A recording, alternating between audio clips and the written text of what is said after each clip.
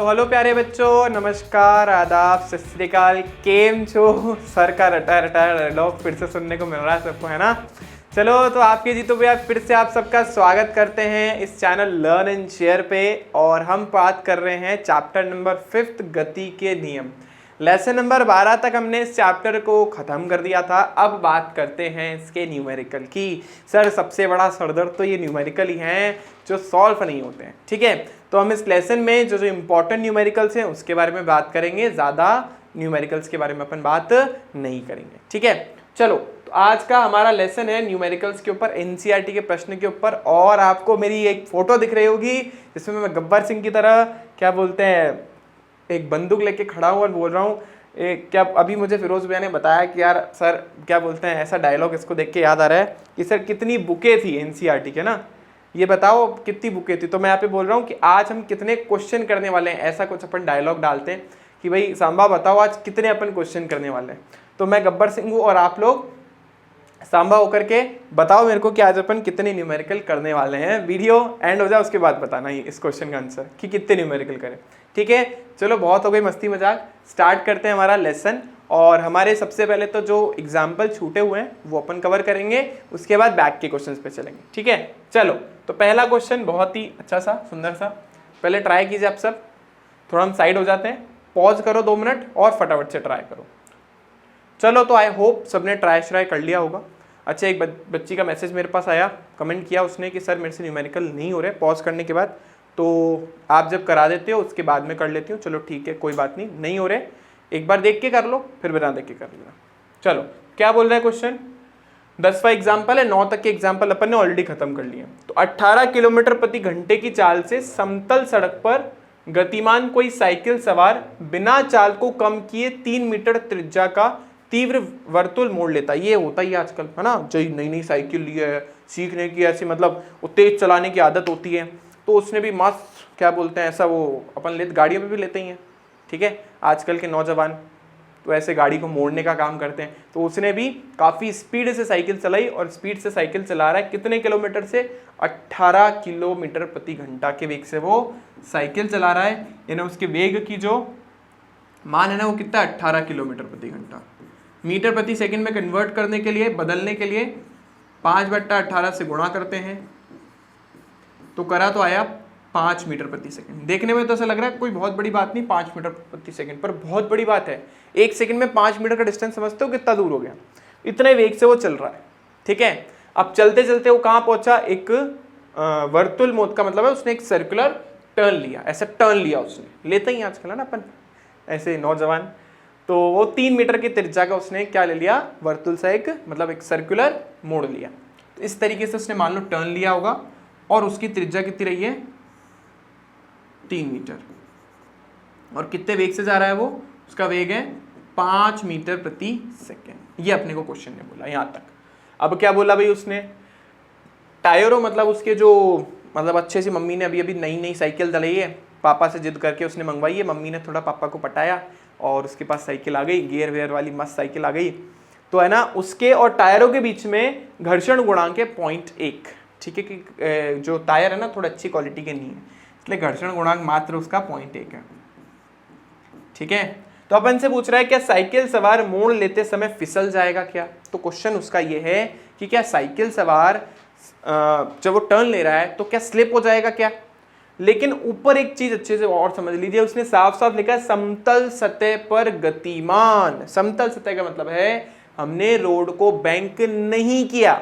अगर हमने रोड को बैंक नहीं करा, रोड को बंकित नहीं करा, तो हम पहले फर्स्ट जो था टाइप उसके बारे में बात कर रहे हैं, ठीक है। वहां पर मैंने पढ़ा था ना μs/r/g, कहां से आया थोड़ा याद करो।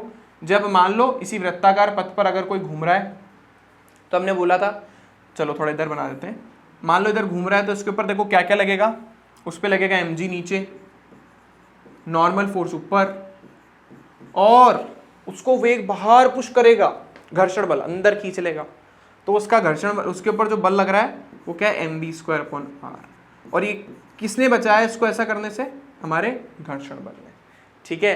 तो हमने बोला था ये जो घर्षण बल है, जो हमारा वेग है, वो इस घर्षण बल मतलब जो अंदर की तरफ जो बल लग रहा है हमारा अभिकेंद्रीय बल जो है, अगर गलती से भी वो सीमांत घर्षण से ज़्यादा हो गया, सीमांत घर्षण ने बचा रखा है, ये बात अच्छे से सुन लो, अगर हमारा जो वेग है वो इस सीमांत वेग से ज़्यादा हो गया तो फिर बाहर निकल लोगे। तो हमने ये कॉन्सेप्ट लगाया था कि हमारा जो mv²/r है वो छोटा या बराबर होगा किसके, हमारे ये वाले फ्रिक्शन फोर्स के, ना, घर्षण बल के। और घर्षण बल क्या होता है, μs × mg, ठीक है। अच्छा, mg क्यों लिखा, अच्छा तो μs × n होता है, लेकिन बैलेंस करने से n mg के बराबर आया था, ठीक है, इसलिए डायरेक्ट लिख दिया मैंने। तो ये हमारे पास सीमांत घर्षण का मान आ गया। तो यहां से हमारे पास देखो ये आया था mv²/r, डेरिवेशन मैं बार बार हाथ में नहीं कराऊंगा, ये छोटी सी इसलिए बता रहा हूँ। तो यहाँ से हमारे पास v² का मान आया था छोटा या बराबर μs/g/r के, ठीक है ना। आई होप इतनी बात तो सबको क्लियर हो गई होगी। त्रिज्या हमें दे रखी है, μs हमें दे रखा है, g का मान हमें पता है, नहीं पता तो हम 10 ले लेते हैं। तो अपन से पूछ रहा है, हम पहले तो अधिकतम वेग निकालेंगे। अधिकतम वेग कैसे निकालते हैं अपन, ये क्या होता है, अधिकतम वेग यहाँ से क्या आता है, v मैक्सिमम क्या आता है, रूट में आ गई पूरी की पूरी वैल्यू μs/g/r। तो पहले हम ये वैल्यूज r का, μs का और g का यूज करके अधिकतम वेग निकाल लेते हैं और देखते हैं क्या वो 5 से कम है क्या। और अगर हमारा अधिकतम वेग जो है वो इससे ज्यादा निकल रहा है, मतलब उसने जो वेग लिया है वो कम है, अधिकतम वेग से कम है, तो बच जाएगा। लेकिन अगर हमारा अधिकतम वेग जो है वो इससे कम आ गया, क्योंकि उसका वेग ये है, और वो अधिकतम वेग से भी ज्यादा वेग से चल गया, तो फिर वो फिसल जाएगा, ठीक है। करते हैं, देखो क्या आता है, v max की पहले वैल्यू निकालते हैं। तो v max हमारे पास क्या है, रूट में μs/g/r। तो μs कितना हमारे पास 10, सॉरी μs हमारे पास 0.1, g कितना है 10 और r कितना हमारे पास, कितनी त्रिज्या दे रखी है 3, तो ये 3 लगा देते हैं। देखो सॉल्व करने पे आ रहा है हमारे पास रूट में 3 है ना, देखो √3 आ गया ना। ये 0.1 को 10 से गुणा कर दो, नहीं आता तो फिर पॉइंट हटाओ, 10 लगाओ, 10 से 10 मारो, कितना बचा हमारे पास √3। √3 का मान मैंने रटने के लिए बोला 1.732। ये अधिकतम वेग है जिससे वो चल सकता है इस रोड पर, क्योंकि उसकी साइकिल का घर्षण गुणांक और रोड के बीच का घर्षण गुणांक और इस वृत्ताकार पथ की जो त्रिज्या है वो उससे इससे ज्यादा वेग से चलने के लिए अलाउ नहीं करती। बट वो भाई साहब तो क्या करें, नई नई साइकिल ली है, पापा ने दिलाई है, मम्मी से जिद करके ली है, तो तेज तो चलानी थी। अब ज़्यादा से ज़्यादा वो इतने वेग से चल सकता था, लेकिन चल गया वो 5 मीटर प्रति सेकंड के वेग से। तो क्योंकि हमारा 5 मीटर प्रति सेकंड जो है वो 1.732 यानी अधिकतम वेग से ज़्यादा आ गया, इसका मतलब वो फिसल के गिर जाएगा, ठीक है, वो फिसल के गिर जाएगा। बच्चों एक बार वापस समझो, सबसे पहले हमने क्या किया, हमें क्वेश्चन के अंदर उस व्यक्ति जो भी साइकिल चला रहा है, आप में से कोई एक बच्चा, ठीक है, तो साइकिल चलाते चलाते उसने ऐसे टर्न लिया, उस टर्न का त्रिज्या है 3, वेग है उसका 5 और घर्षण गुणांक है 0.1। तो हमने सबसे पहले उसके अधिकतम वेग की गणना करी जो उस वृत्ताकार पथ पर वो ले सकता है। तो रूट में μs/g/r अपन ने लगाया, सीधा सीधा फॉर्मूला। तो यहाँ से अधिकतम वेग हमारे पास आया 1.732, लेकिन वो बंदा 5 मीटर प्रति सेकंड के वेग से चल रहा है, जो इस वैल्यू से तो ऑब्वियसली बहुत बहुत बहुत ज़्यादा, दोगुना तिगुने से ज़्यादा हो गया, ठीक है। तो कहीं ना कहीं वो फिसल के स्लाइड होके गिर जाएगा। पर मान लो क्वेश्चन में होता वो 1 मीटर प्रति सेकंड के वेग से चल रहा है, तो हम बोलते हैं हाँ भाई बच जाएगा छोरा, या 1.5 से चल रहा है तो भी हम बोलेंगे बच जाएगा भाई छोरो, कुछ को नहीं होगा उसको, ठीक है, मेरे को इतनी मारवाड़ी नहीं आती। तो ये क्या हो जाएगा, वो बच जाता अगर वो इससे कम से चल रहा होता, ठीक है, लेकिन इससे ज़्यादा से चल रहा है इसलिए वो फिसल के गिर जाएगा। आई होप सबको क्लियर हो गया होगा। चलो नेक्स्ट क्वेश्चन पे चलते हैं। ये भी बहुत अच्छा क्वेश्चन है, फॉर्मूला भी आप लोगों के लिए मैंने यहाँ पे लिख दिया है। चलो आप आराम से पॉज करो, ट्राई करो। तो आई होप सबने पॉज वॉज करके ट्राई व्राई कर लिया होगा। तो देखें क्या बोल रहा है, बोल रहा है 300 मीटर त्रिज्या वाले किसी वृत्ताकार दौड़ के मैदान का ढाल 15 डिग्री है ना। वो वृत्ताकार, मैंने आपको बताया ना दौड़ का वो रनिंग जो होता है ग्राउंड, उसकी भी वो दे रखी है इसने, 15 डिग्री का है उसने कोण बनाया है, मतलब इस तरीके से उसने जो कर्व बनाया होगा ना, ट्रैक बताता ना मैं आपको, ऐसा होता है। तो ये हमें 15 डिग्री दे रखा है, ठीक है ना, ज़्यादा नहीं उठाते, इतना ही उठाते हैं। यदि मैदान और रेसकार के पट्टियों के बीच घर्षण गुणांक 0.2 है, यानी म्यू एस हमें कितना दे रखा है 0.2। हमारा जो कोण है बंकन कोण वो कितना हमारे पास 15 डिग्री। 2 डेटा तो हमें मिल गया। तो टायरों को घिसने से बचाने के लिए रेस कार की अनुकूलतम चाल तथा फिसलने से बचने के लिए अधिकतम अनुमेय चाल क्या होगी। इसने 2 अलग अलग क्वेश्चन पूछे, देखो ध्यान से सुनो। सबसे पहले तो उसने बोला है रेस कार की अनुकूलतम चाल। अनुकूलतम चाल का मतलब है किस वेग से उसे चलना चाहिए ताकि वो आराम से मस्त, मतलब इधर भी नहीं जाए इधर भी नहीं जाए, एक ही पर्टिकुलर डायरेक्शन में वो चलता रहे। ठीक है, तो मैंने आपको लास्ट क्लास में बताया था, इसमें आप कोशिश करोगे कि आप ऐसा मान के चलो कि सरफेस पे फ्रिक्शन नहीं है। तो मैंने आपको 2 केस बताया था ना, पहला बंकित किया था, लेकिन बंकित करने के बाद हमने फ्रिक्शन को इंक्लूड ही नहीं किया था। हमने बोला था हम फ्रिक्शन को इंक्लूड करेंगे ही नहीं। तो वहां पे हमारे पास वेग कितना आया था, हमारे पास उस केस में जो वेग आया था अधिकतम नहीं था।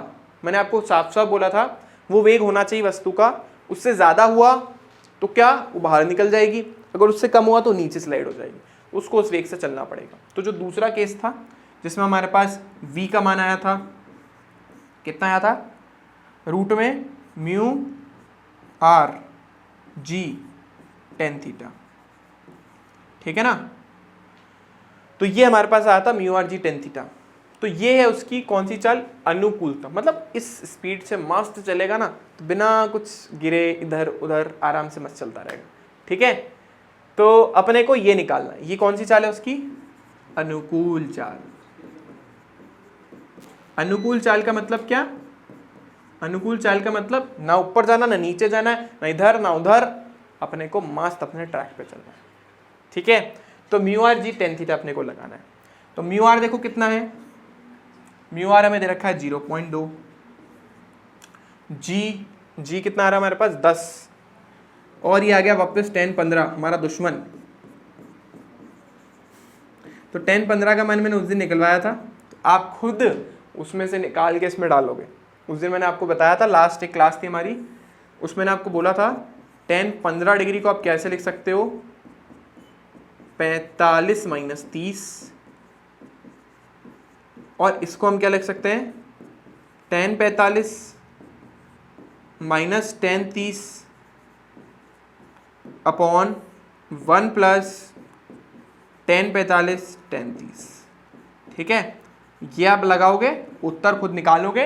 लास्ट क्लास में आपको 10-15 डिग्री का मान निकाल के बताया था, वो आप यहाँ पे रख देना। ठीक है, देखो बाकी मैं कर देता हूँ, पॉइंट हटेगा नीचे 10 आएगा, ये 2 पंजे हो गया 10, ये 5 से कट गया 2, तो हमें मिला। वैसे हम डायरेक्टली भी कर सकते थे, पर शायद कुछ बच्चों को नहीं आता इसलिए मैंने लिखा है। ठीक है, और मान लो एग्जाम में अगर आपको 10-15 डिग्री का मान निकालना ही नहीं आ रहा, आप मतलब बहुत सोच लिया आपने, आपसे नहीं हो रहा, क्वेश्चन सॉल्व नहीं हो रहा, बहुत ट्राई कर लिया आपने, एड़ी चोटी के सारे दिमाग के घोड़े दौड़ा लिए, लेकिन फिर भी कुछ याद नहीं आ रहा, यहीं तक लिख के छोड़ देना, एग्जामिनर कुछ तो देगा। ठीक है, वैसे तो आपको आना चाहिए, पर इन केस नहीं आ रहा हो तो फिर यहीं तक लिख के आप छोड़ देंगे। तो ये हमारा आएगा मीटर प्रति सेकंड में, ये आप निकाल के कमेंट करेंगे। बुक में से चीट करके बताओगे तो मैं समझ जाऊंगा यार तुमने KLC यूज करा है, कैलकुलेटर यूज करा है, या बुक का पूरा आपने उसकी मतलब सहायता पूरी ली है, तो उसकी सहायता नहीं लेनी है, खुद के दिमाग की सहायता लेनी है। ठीक है, तो ये फॉर्मूला लगाओगे, लास्ट क्लास में बताया था, और 10-15 का यहाँ पे मान डाल दोगे। ये कौन सी चाल थी, अनुकूल चाल थी। इसमें हम फ्रिक्शन को इंक्लूड नहीं करते, ना तो इससे ज़्यादा पे जाना है ना तो इससे कम पे। अनुकूल चाल का मतलब उसी ट्रैक पे मैं चाहता हूँ, जैसे मतलब मान लो मैं इधर चल रहा हूँ, मेरी कार इधर चल रही है, तो मैं चाहूँगा कि इसी तरीके से गोल गोल घूमती रहे, ना तो नीचे जाए ना तो ऊपर। तो हमने दूसरे केस का यूज़ करा। अभी इसके बाद देखो, इसके बाद उसने बोला अधिकतम अनुमेय चाल। अधिकतम अनुमेय चाल का मतलब मैक्सिमम वेलोसिटी जिससे वो चल सकता हो। ठीक है ना, मैक्सिमम वेलोसिटी मतलब वो रेस कोर्स से बाहर ना जाए। अच्छा, जब रेस कोर्स होती है ना, रेस होती है गाड़ियों की, ठीक है, आपने देखी होगी टीवी पे कभी ना कभी, तो या ऐसे कहीं ना कहीं तो देखा होगा। ठीक है, तो वहाँ पे भी आप लोगों ने देखा होगा, उनको भी थोड़ी बहुत फिजिक्स पता होनी चाहिए कि भाई रेलवे जो वो ट्रैक जो है ना, उसका रेडियस इतना है, तो हम इससे ज़्यादा वेलोसिटी से नहीं जा सकते वगैरह वगैरह। तो ये सब चीज़ें उनको पढ़ाई नहीं जाती है, ये सब चीज़ें उनको एक्सपीरियंस से आती है कि भाई है ना, ये मतलब एक छोटा सा दिमाग में आइडिया तो हो ही जाता है। हम सब फिजिक्स का कहीं ना कहीं यूज़ करते हैं अपने चारों तरफ, ठीक है, बस पता नहीं होता। हम जैसे कार चला रहे हैं, हमें पता है कि है ना हम कहीं किसी गली से कार निकाल चुके हैं ऑलरेडी, ठीक है, हमें पता है इस पर्टिकुलर जगह से कार निकल जाएगी, तो सारी चीज़ एक्सपीरियंस आ जाती है, ठीक है। लेकिन अगर हमें फिजिक्स आती है तो हम थोड़ा फिजिक्स लगा के देख सकते हैं कि क्या अधिकतम चाल हमारी होनी चाहिए, ठीक है। तो वही अधिकतम चाल अपने को निकालनी है। तो उस अधिकतम चाल का सूत्र आपके सामने लिखा है बच्चों, ये अपने को लगाना है। ये अपने लास्ट जो क्लास थी उसमें फॉर्मूला ड्राइव करा था, ये भी करा था और ये भी करा था, तो ये फॉर्मूला अपने को यहाँ पर लगाना है। जी हमें पता है, आर हमें दे रखा है, कितनी त्रिज्या उसकी 300 मीटर।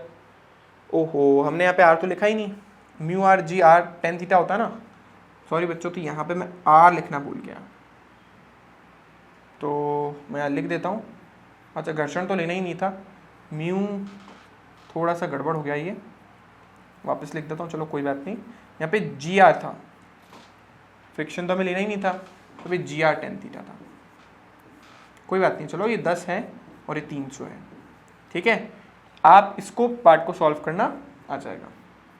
चलो ज़्यादा हमारे पास प्रॉब्लम नहीं हुई है। जी आर का मतलब हो गया 3000, सॉरी हाँ, जी इंटू आर का मतलब हो गया 3000। आप चाहो तो पहले ही 100 भी कॉमन ले सकते हो, ठीक है ना, 3000। चलो मैं लिख के बता देता हूँ आपको, 15 का तो फिर भी मान तुम्हें रखना है, मैं तो रखूँगा नहीं, ठीक है। तो देखो 300 में से 100 बाहर आ जाएगा ना, 100 बाहर आके कितना हो जाएगा 10 ना, 100 का रूट लेते तो 10 आता है, तो ये 10 बाहर आ गया अंदर भाई साहब, ये 10 बचा और ये 3 बचा, तो वो हो गया हमारे पास 30, और ये 10 15 एज इट इज, वो आप सॉल्व कर। ये उसकी चाल है, अनुकूल चाल, ठीक है ना। अब अधिकतम वेग निकालने के लिए अपन इसका यूज करें, ठीक है। तो इस फॉर्मूले का अपन को सीधा सीधा यूज करना है, आर जी रूट में mu S plus tan theta upon 1 minus mu S tan theta, ये है हमारी अधिकतम चाल, मैक्सिमम वेग, ठीक है। बस इसके अंदर अपने को वैल्यू डालनी है। तो आर का मान देखो कितना है 300, जी का मान कितना है 10, म्यू एस का मान कितना है 0.2, 10 15 का मान आप खुद निकाल लोगे, वो यहाँ रखोगे आप, अपॉन 1 माइनस म्यू एस का मान 0.2 और 10 15, ठीक है। बस वैल्यू रखोगे, आपका उत्तर आ जाएगा। इन केस अगर रूट वाली वैल्यू सॉल्व नहीं हो पा रही है, कोई इशू वाली बात नहीं है, एग्जाम में रूट वाला मान भी रख के आ जाओगे तो चल जाएगा, ठीक है। कोई घबराने वाली बात नहीं है इसमें, वरना रूट निकालने का भी शॉर्टकट मेथड मैंने आपको बताया है, नहीं बताया तो बताएंगे कभी, ठीक है। तो ये हमारी अधिकतम चाल हमारी हो जाएगी। इस चाल से ज़्यादा हम चले तो ऑब्वियसली हम सीधा बाहर ही जाएंगे, और फिर हमें बचाने वाला कोई नहीं है, प्रभु ही बचा सकते हैं फिर तो हमें,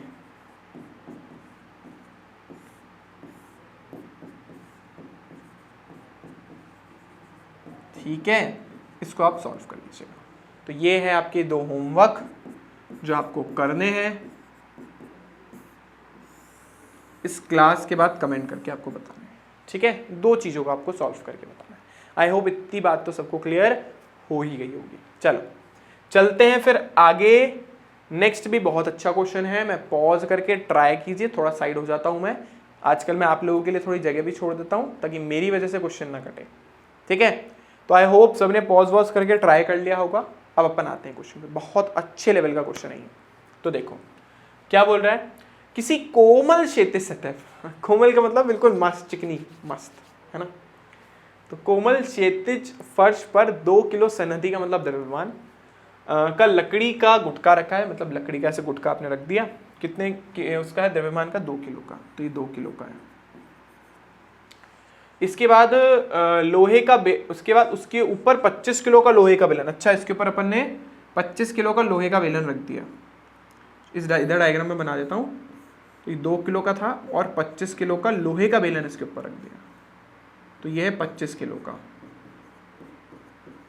ठीक है, 25 किलो का रख दिया भाई।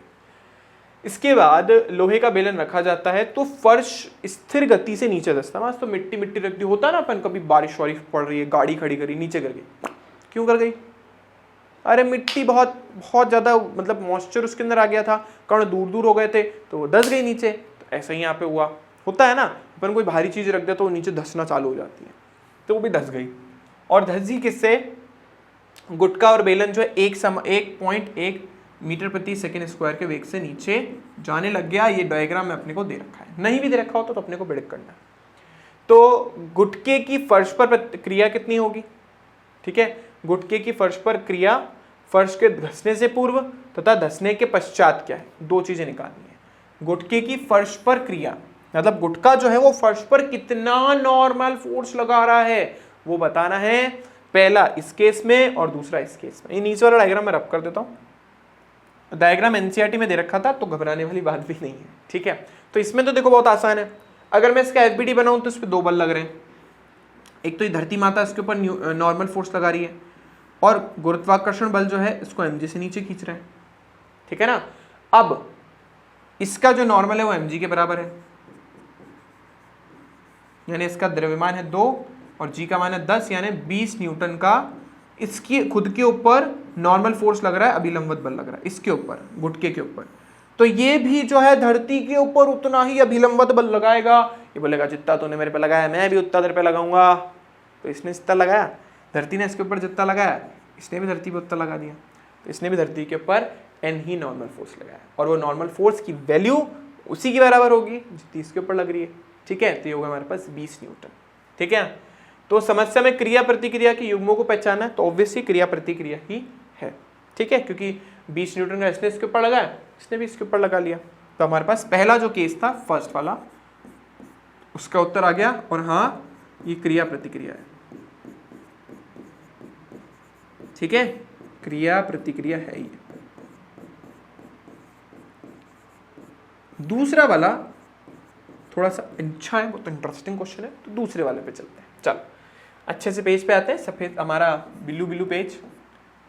तो ये हमारी धरती माता, धरती पर रखा है ब्लॉक 2 किलो का, और बेचारे पर जुल्म करते हुए एक बहुत भारी सा बेलन रख दिया जाता है 25 किलो का, और ये हमारा पतला सा आदमी नीचे दब गया, और ये दोनों मिलकर के 0.1 मीटर प्रति सेकेंड स्क्वायर से नीचे धंसने लग गए, ठीक है।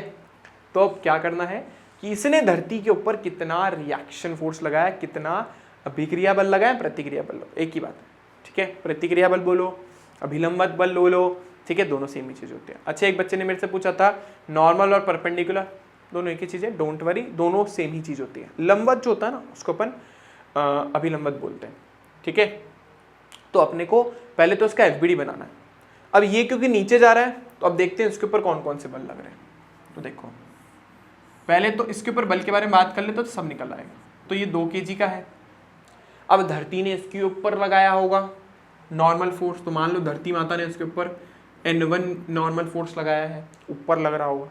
धरती माता ने इसको नीचे की तरफ खींचा mg से, ठीक है भाई, इसको mg से खींचा, साथ में इसके ऊपर 25 किलो का एक वस्तु रखी है, दोनों कांटेक्ट में हैं, दोनों एक दूसरे से चिपके हुए हैं, तो ये भी लगाएगा ना नॉर्मल फोर्स। तो इसने भी इसके ऊपर नॉर्मल फोर्स लगाया नीचे की दिशा में, N2 इसको हम बोल रहे हैं। N2 क्या है, इस गुटके मतलब ये जो लोहे का अपने बेलन रखा ये और इस गुटके के बीच में लगने वाला अभिलंबित बल है ना, प्रतिक्रिया बल। और ये N1 क्या है, इन दोनों के बीच में, यानी इसने इसके ऊपर N1 लगाया, इसने धरती के ऊपर N1 लगाया, मुझे N1 चाहिए, मुझे धरती के ऊपर लगने वाला प्रतिक्रिया बल चाहिए। इसके बाद ये दोनों कांटेक्ट में, तो थोड़ा मैं इसको जूम करके बनाता हूं। तो देखो आप, इस वाले पार्ट को मैं जूम करके बनाऊं तो देखो कुछ ऐसा है ये, ठीक है। इसने इसके ये वाली ब्लॉक ने इसके ऊपर लगाया N2, तो इसने भी इसके ऊपर लगा दिया, ले बेटा मैं भी तेरे ऊपर लगाऊंगा, तो इसने भी इसके ऊपर लगा दिया N2। तो ये जो N2 लग रहा है ना, ये मैंने लिखा, इसको आप नीचे लिखोगे तो भी चलेगा और नीचे बना के लिखोगे तो भी चलेगा, कोई फर्क नहीं पड़ता इस चीज से। यहाँ पे भी लिख देता ना, कोई फर्क नहीं पड़ना, लेकिन पूरा सिस्टम भी नीचे ए त्वरण से जा रहा है, तो ये 0.1 मीटर प्रति सेकेंड स्क्वायर के त्वरण से चल रहा है। तो आपको एफबीडी बनाना आना चाहिए बस। मैं वापस बताता हूँ, ब्लॉक है, ऊपर से भी कॉन्टैक्ट में, नीचे से भी कॉन्टैक्ट में, 2 जगह कॉन्टैक्ट में है, तो 2 जगह से हमारा कॉन्टैक्ट फोर्स यानी आपका विलंबित बल तो लगने वाला है। तो एक N1 नीचे, N1 ने इसको ऊपर पुश किया और इस वाले के कॉन्टैक्ट में था, तो ऊपर वाले ने इसको नीचे पुश किया, सिंपल, ठीक है ना। हमेशा एक दूसरे के पेयर्स की फॉर्म में लगते हैं। और ये पूरा सिस्टम 0.1 मीटर प्रति सेकेंड स्क्वायर के त्वरण से नीचे जा रहा है और गुरुत्वाकर्षण ने इसको mg से खींच रखा है। अब उसकी दिशा में जो बल लग रहे हैं धनात्मक, विपरीत दिशा में ऋणात्मक, mg plus n2 minus n1 बराबर ma। बस वैल्यू रख दो। ये हो गया 2 10 n2 कौन नहीं ठानो सर, पता नहीं, m2 त्वरण 0.1 तो हमारा 20 प्लस n2 माइनस n1 बराबर 0.2। ठीक है, सॉल्व कर लो इसको। क्या करें, इधर उधर ले आए, दिख रहा है साफ साफ है तो n1 बड़ा है ना, क्योंकि n1 का मान जो है इसका पार्ट नेगेटिव आएगा। चलो जो भी है अपन तो लिख देते हैं अभी, n2 माइनस n1 ये तो क्या हमारा 0.2 माइनस 20, n2 माइनस n1 आ रहा हमारा 19.8। ये तो पहली क्वेश्चन आ गई, ठीक है ना। इसको वहां लेके गए, अच्छा ये माइनस आएगा क्योंकि वहां पे जगह ऋणात्मक हो गया। ठीक है, आई होप ये तो सबको क्लियर हो गया होगा। ये पहला एफबीडी बन गया। अब आते हैं इस बेलन के ऊपर। ये तो लकड़ी के गुटके का बेलन, देखो 25 किलो का बेलन है। तो जो 25 किलो का बेलन है उस पर क्या क्या लग रहा है, एक तो गुरुत्वाकर्षण बल ने नीचे खींचा, तो बेटा खिंचवा लो उसको नीचे। ये बेचारे गुरुत्वाकर्षण बल ने इसको भी खींच लिया नीचे, और इसने अब इसके ऊपर नॉर्मल फोर्स लगाया था, तो ये भी इसको छोड़ने वाला तो नहीं है। बोले मैं भी तेरे पर ये उतना ही नॉर्मल फोर्स लगाऊंगा जितना तूने मेरे पर लगाया था, n2। अच्छा n2 किस किस के बीच में लग रहा है, इस बेलन और इस लकड़ी के गुटके के बीच में, और n1 धरती माता और लकड़ी के गुटके के बीच में। ठीक है, तो ये हमारे पास हो गया n2। दोनों जा कर हैं, ये कहाँ जा रहा है 0.1 मीटर प्रति सेकेंड स्क्वायर के त्वरण से नीचे। ठीक है, तो बस बना लो इसका भी, mg माइनस n2 बराबर ma। mg कितना है, 25 किलो का है, 10 g हो गया तो ये हो गया 250 माइनस n2 बराबर m कितना है 25 इंटू 0.1। ठीक है, वैसे इसको सॉल्व कर लो, 250 माइनस n2 बराबर 2.5। रीअरेंज करो, 2.5 को इधर ले आओ, n2 को वहाँ ले आओ, n2 निकल आएगा। अच्छा चलो यहाँ कर लेते हैं अपन। देखो कितना आएगा हमारे पास, हमने बोला 250 माइनस 2.5 बराबर n2 है ना, इसको यहाँ ले आए और इसको यहाँ। ठीक है, देखो कितना आएगा, ये हमारे पास हो गया 2.5 माइनस कर दो इसमें से 247.5 n2 का मान आ गया। और n2 किसके बीच में लग रहा है, इन दोनों के बीच। पर मुझे n2 नहीं चाहिए यार, मुझे तो n1 चाहिए। n1 वहाँ से आएगा, तो n2 देखो ये रहा 247.5 माइनस n1 बराबर माइनस का 19.8। ठीक है ना, बस इसको उधर वही 19.8 को इधर और n2 को उधर ले आओ। तो जैसे आपको कैलकुलेशन इजी लगती है वैसे आप करो। और ये प्लस का हो गया 19.8 बराबर n1। इसको सॉल्व करके कमेंट करके आप मुझे बताएंगे कितना आया। ठीक है, सबसे पहले हमने इसका एफबीडी बनाया, इसका एफबीडी बनाया, यहाँ से n2 निकाला, उसको उसमें डाल दिया। चाहिए क्या था, n1, क्योंकि पूछा क्या है, गुटके की फर्श पर क्रिया, गुटके ने फर्श पे कितनी क्रिया करी, कितना बल लगाया उसने, उसके ऊपर कितना अविलंबित बल लगाया, वो पूछा था। तो उसको तो अपने n1 माना है, इसलिए अपने को n1 चाहिए था। ठीक है, तो आई होप सबको ये क्वेश्चन भी क्लियर हो गया होगा। चलो अब चले अपन आगे। ओके, अब हम आ रहे हैं बैक के क्वेश्चंस के ऊपर, मतलब पीछे के जो प्रश्न है ना पाठ के, उसके ऊपर आ रहे हैं। तो देखो ये भी क्या बोल रहा है भाई, निम्नलिखित पर कार्यरत नेट बल का परिमाण और उसकी दिशा लिखिए। पहला क्वेश्चन क्या है, एक समान चाल से गिरती हुई वर्षा की कोई बूंद, एक समान चाल से गिरती हुई, एक समान चाल से गिरती हुई मतलब वेग ही नहीं बदल रहा, चाल नियत, और नीचे ही गिर रही है, दिशा भी नहीं बदल रही। जब चाल नियत है मतलब और दिशा भी नियत है तो वेग नियत, वेग नियत तो त्वरण उत्पन्न ही नहीं हुआ, त्वरण उत्पन्न नहीं हुआ तो बल कैसे लग सकता है। तो पहले वाले के केस में तो कोई बल लगने ही नहीं वाला, तो नेट बल उसके ऊपर कितना है 0। तो बाकी सबकी तो बात ही नहीं है, दिशा विशा तो दूर की बात है। तो नेट बल का परिमाण 0 आएगा। क्यों? क्योंकि चाल नियत है, चाल के बाद नीचे ही गिर रही बेचारी, और कहीं जा भी नहीं रही है, तो दिशा नियत है, निश्चित है। जब ये दोनों नियत हैं तो वेग भी नियत होगा, वेग बदल नहीं रहा है, वेग नियत है, तो मतलब त्वरण 0, और जब त्वरण 0 तो बल का तो काम ही नहीं। ठीक है, तो बल भी कितना हो गया 0। ये पूरी कहानी। चाल दिशा नियत, वेग नियत, वेग नियत त्वरण 0, त्वरण 0 बल 0। चलो, तो बल लगने के लिए त्वरण तो होना ही चाहिए। अभी देखते हैं आगे। जल पर तैरता 10 किलो सनती का कोई कॉक, तो एक 10 ग्राम का, 10 किलो नहीं, 10 ग्राम का सनती मतलब द्रव्यमान का एक कॉक तैर रहा, देखा ही होगा आपने। लकड़ी की कोई चीज आप रख दो, फ्लोट करने लग जाती है। तो फ्लोट कर रही है, तो बोल रहा है उस पर कितना नेट बल लगने वाला। अब ध्यान से सुनो, थोड़ा बहुत तो पता है सबने, आर्किमिडीज पढ़ा है।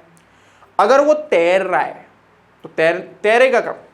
कोई वस्तु कब तैरेगी? जब गुरुत्वाकर्षण बल को किसी ने ऊपर से धक्का देके रखा हो। और वो बल कौन सा होता है? उत्प्लावक बल, जिसके बारे में पहली बार आर्किमिडीज ने बताया था।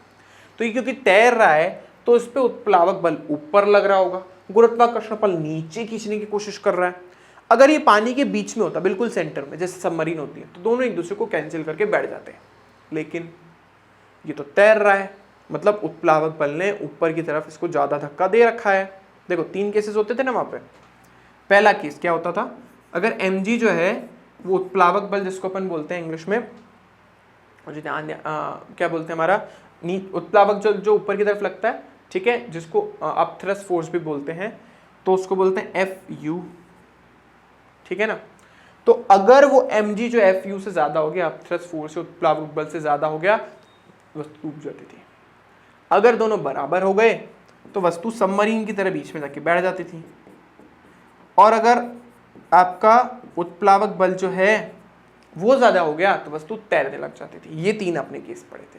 तो क्योंकि यहाँ पर वस्तु पर बल लग रहा है, नेट बल की दिशा का है ऊपर, उत्प्लावक बल की दिशा का है ऊपर, mg का है नीचे, बीच में रहता तो हम बोलते 0। लेकिन अभी तो है ना, Fu ज्यादा है, उत्प्लावक बल ज्यादा है, वो कहाँ लगता है ऊपर, यानी इस पे नेट बल कहाँ लग रहा है ऊपर। और कौन लगा रहा है उसके ऊपर बल?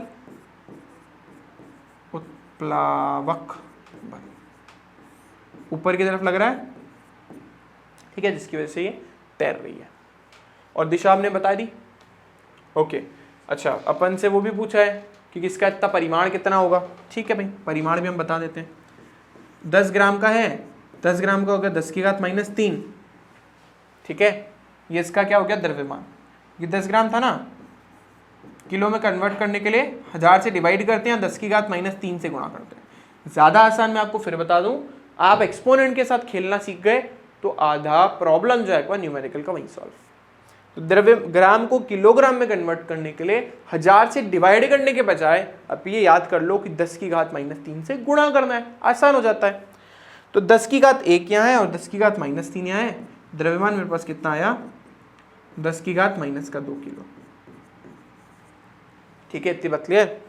m का मान आ गया। g कितना लग रहा है इस पे 10 मान लो, तो mg कितना आया 10⁻² और गुणा 10 यानी 0.1 न्यूटन। ये गुरुत्वाकर्षण बल इस पे लग रहा है, ठीक है। और प्लावक बल ने उसको ऊपर की तरफ बैठा है, ठीक है, अपनी जगह बैठा के रखा है उसको। ओके, इसके बाद है कुशलता से आकाश में स्थिर रोकी गई कोई पतंग। होता है, अपन पतंगबाजी तुम में से कहीं करते हुए, ठीक है, करता हो जो कमेंट में बताना कि भी किसको आती है। वैसे मतलब हवा में बिल्कुल एकदम बिल्कुल होल्ड करके रखना। तो यहाँ पे क्योंकि वस्तु स्थिर है, वो गति नहीं कर रही। अच्छा, यहाँ पे भी देखो जल में तैर रहा है ना, हाँ तैर रहा है, ऊपर नीचे नहीं जा रहा है, तो इस पर कुल बल 0 आ गया ना। अगर ये तैर रहा है ना, मतलब ये गति नहीं कर रहा है, मतलब स्टेशनरी, तो फिर इस पर 0 बल आएगा ना। फिर अपन लिखेंगे इसमें बल नहीं है, 0 है। बच्चों इसको करेक्ट करो, इस पर बल कहाँ जाएगा 0 जाएगा, क्योंकि ये क्या है अपनी जगह चुपचाप बैठा है, गति नहीं कर रहा।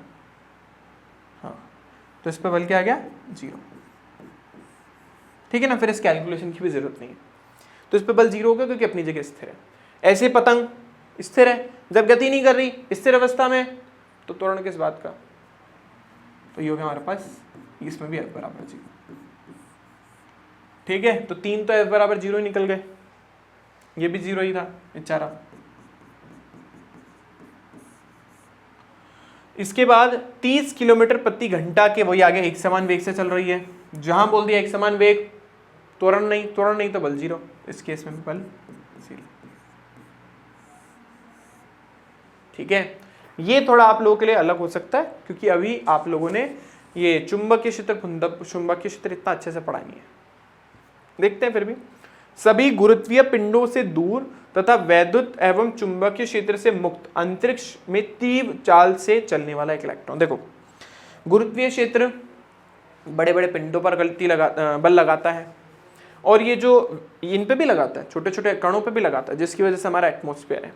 और वैद्युत और चुंबकीय क्षेत्र लाइट में जो होता है ना, उसकी वजह से इन दो सबसे मुक्त है, मतलब मस्त आराम से, कोई उसके ऊपर बल लगाने वाला नहीं। जब उस पर कोई बल लगाने वाला ही नहीं है तो उसके ऊपर लगने वाला बल 0 है। तीव्र चाल से चल रहा होगा लेकिन उसके ऊपर बल लगने वाला बल क्या है, 0। तीव्र चाल बताई थोड़ी ना कितनी है, बहुत ज्यादा वेग से, बहुत ज्यादा चाल से चल रहा है, चल तो नियत चाल से रहा है क्योंकि बल लगाने वाला कोई नहीं है। इनसे बोला ना, इनसे मुक्त मतलब इनसे बिल्कुल दूर, इन पे बल लगा ही नहीं सकता ये, मतलब ये सारी चीजें इस पे बल नहीं लगा सकती। जब बल नहीं लगा सकती तो क्या होगा, ऑब्वियस ही बात है, इसके ऊपर लगने वाला नेट बल कितना हो गया, 0। तो सबके अंदर ही 0 0 0 निकला। पहला क्वेश्चन तो बिल्कुल सभी 0 था। ठीक है, चलो आगे चलते हैं। अच्छा, पेज छोड़ा हमने एक्स्ट्रा, ओके, ये भी अच्छा क्वेश्चन है। 0.05 किलो सन्नति मतलब द्रव्यमान का कोई कंकर ऊर्ध्वाधर ऊपर की ओर फेंका गया है। नीचे दी गई प्रत्येक स्थिति में कंकर पर लग रहे नेट बल पर उसका परिमाण और उसकी दिशा, मतलब 0.05 ग्राम का, मतलब कुछ 50 ग्राम का कंकर लिया आपने, उसको ऊपर फेंका। आदत होती है हमारी भी पत्थर फेंकने की, पता नहीं क्यों पर होती है। तो उसने भी फेंक लिया भाई किसी ने, तो ऊपर ऐसे फेंका होगा। द्रव्यमान में ज़्यादा दिमाग लगाना नहीं है क्योंकि इस बार सीधा सीधा ही दे रखा है किलोग्राम में ही। ऊपर की तरफ आपने फेंक दिया। पहला, ऊपरी मुखी गति के दौरान उस पर कितना बल लग रहा है और उसकी दिशा क्या है।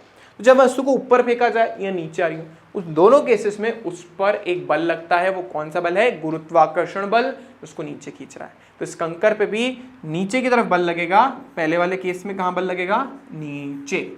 कौन लगाएगा, गुरुत्वाकर्षण बल। कितना लगाएगा, mg। तो m का मान कितना है 0.05, g का मान कितना है 10। बल कितना आया, नहीं आता तो पॉइंट हटा के 100 लिखो। 1 0 से 1 0 काटो, 5 से 10 मत काट देना। चलो काट भी दिया तो भी कोई घबराने वाली बात नहीं है। 1/2 आएगा मतलब 0.5। वैसे आप डायरेक्टली भी कर सकते थे ये चीज़, और डायरेक्टली करने की हैबिट भी आपको डालनी है। ठीक है, ओके। तो वैसे 0.05 को 10 से सीधा गुणा करने पर पॉइंट हमारा राइट हैंड साइड पे, मतलब जितने भी 0 से गुणा करते हैं हमारा दशमलव उतना ही राइट हैंड साइड पे शिफ्ट हो जाता है। 1 से गुणा करना, एक मतलब जो हमारा डिजिट है ना, एक जो अंक है उसके बाद शिफ्ट हो जाएगा। ठीक है, तो हैबिट ऐसी डालनी, इतनी लंबी करने की नहीं डालनी। ओके, तो हमारा बल का माना गया। फिर अपन से क्या पूछा उसने, हाँ, बल की दिशा और परिमाण पूछा था। परिमाण अपन ने बता दिया, बल की दिशा भी बता दी, आसान था। फिर बोल रहा है अधोमुखी गति। अधोमुखी का मतलब नीचू। अब वो नीचे जा रहा है, उस केस में भी उसके ऊपर कितना बल लग रहा है, 0.5 न्यूटन। और कहां लग रहा है, नीचे। तो ये भी इजी था। लास्ट देखो, आज का लास्ट प्रश्न, अब बाकी बचे हुए नेक्स्ट क्लास में करेंगे अपन। तो देखो सी क्या है, उच्चतम बिंदु पर जहां क्षण भर के लिए वह विराम में रहता है, यदि कंकर को अच्छा, पहली बात तो देखो ये अलग पॉइंट है और वो अलग पॉइंट है। तो अगर हम बोल रहे हैं ना कि कंकर को ऊपर फेंका, वो ऊपर टॉपमोस्ट जाने पर टॉपमोस्ट पॉइंट पे वो विराम में आ जाता है, लेकिन मैं फिर भी बता दूं, विराम में जाने के बाद भी उसको गुरुत्वाकर्षण बल नीचे ही खींचता है। यानी ऊपर हाईएस्ट पॉइंट पे भी है तो उसके ऊपर उतना ही बल लग रहा है जितना इन दोनों केसेस पे लग रहा था। यानी यहाँ पर भी बल का मान 0.5 न्यूटन ही होगा, और वो कहाँ होगा, नीचे। ठीक है, ये बात मैंने आपको पहले भी बताई है। तो हाईएस्ट पॉइंट पे भी उस पर जो बल लगेगा वो कहाँ लगेगा, नीचे, भले वो विराम में, कोई इश्यू वाली बात नहीं, लेकिन विराम में, भले विराम में है लेकिन बल तो नीचे ही लगेगा। उसके बाद यदि कंकर को क्षैतिज दिशा से 45 डिग्री के कोण पर फेंका जाए तो क्या आपके उत्तर में परिवर्तन होगा? बिल्कुल नहीं होगा। हमने प्रक्षेप्य गति पढ़ी है, हाईएस्ट पॉइंट पे पहुंचने के बाद भी, आपको पता है हाईएस्ट पॉइंट पे पहुंचने के बाद भी जो गति की दिशा है वो इधर होती है, जो गति की दिशा है वो इधर होती है, इस दिशा में हो जाती है, लेकिन उस पर गुरुत्वाकर्षण बल तो नीचे ही लगता है, चाहे किसी भी दिशा में ले लो आप। तो हमारे उत्तर में कोई भी परिवर्तन नहीं आना, आप चाहे उसको 45 पे फेंको या किसी और, कोई फर्क नहीं पड़ना, ठीक है। तो आई होप सबको ये चीज़ क्लियर हो गई होगी। चलो बच्चों, तो इस लेसन के लिए इतना ही, कुछ और प्रश्न ये अपन नेक्स्ट क्लास में करेंगे। और इस वीडियो को अगर आपको अच्छा लगता है तो शेयर और लाइक ज़रूर करना, और स्टे होम, स्टे सेफ, घर पे रहो, मस्त रहो, पढ़ते रहो। चलो, thank you for watching this video, bye bye to all of you.